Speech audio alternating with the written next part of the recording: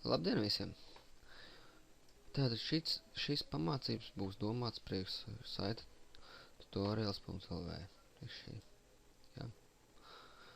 Un šobrīd es sākšu kursus mācīt par ļoti sīkus kursus par Adobe Photoshop CS3 versiju. CS3 Extended. Vismaz es šo versiju izmantoju, man viņa vēl joprojām apjēra nekādu vainu. Tātad sāksim ar pamatiem. Faila atvēršana, jauna dokumenta, tā teikt, atvēršana. File, new, ir, piemēram, priekš. Vai šeit var uzrakstīt, kādu nosaukumu jūs gribat, vai kaut ko tam līdzīgi. Rakstam inches, mums, vai es parasti lieku pikseļus.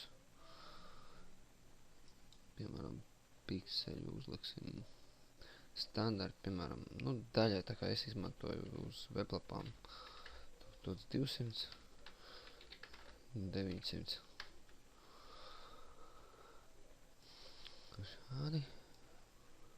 Tā, šeit parādās backgrounds kā, un sklikšana divreiz uz viņu. Šeit var, jā, tas ir backgrounds. Šajā stūrī iet layeri, grupas un tam līdzīgi. Pēc katra veida ir layers, var uztaisīt šeit. Layers 1. Un pēc tam arī uzklikšana divreiz. Un esam nodevē kā vajag. Piemēram,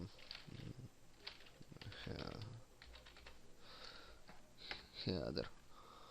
Jā. Tātad grupas ir ļoti svarīgas un būtiskas, ja jums būs ļoti daudz, taisat mājaslapu, tad visu dalīt grupās, un tas būtu daudz efektīvāk un vieglāk pēc tam orientēties par to tālāk arī iesim, kad sāksim ar to nodarboties jau. Šādi ir grupas ieliktas mapē, piemēram, grupa header, ieliekam šo, ievelkam iekšā. Un tad arī tā būs. Noņems nost un mazāk šitam nebūs redzams nekas. Un viss sagrupēts būs. Jā. Tas ir tā. Tad. Šeit augšējā josla ir vairāk jau domāt priekš.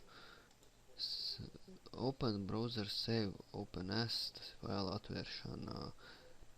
Save parasti, save for web, tas ir, tad tu saglabā priekš weblapas. Jā. Priekš weblapas parasti mēs izmantojam PNG 8 vai 24, bet ne JPG formātu. Tas nozīmē to, kāpēc neizmanto JPG šo te formātu, tāpēc, ka viņš vairāk ietilpīgāks ir. Šits ir mazāk. Viņš vairāk paredzēts weblapām, lai ātrāk lādējās lapas. Cancel. Un pārējo jau pēc tam sīk, jau kad sāksim iet,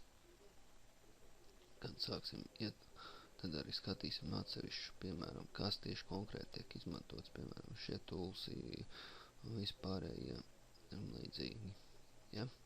Tā kā gaidiet jaunas pamācības, un turpināšu turpmāk mēģināt likt katru dienu kaut kādu veidu pamācību ar bildēm saistīts un vispārējais tam līdzīgām lietām. Paldies, un arī turpmāk apmeklējiet manu mājaslapu tutorials.lv. Ja? Un arī taisiet pašu pamācības. Paldies, un uz tikšanos!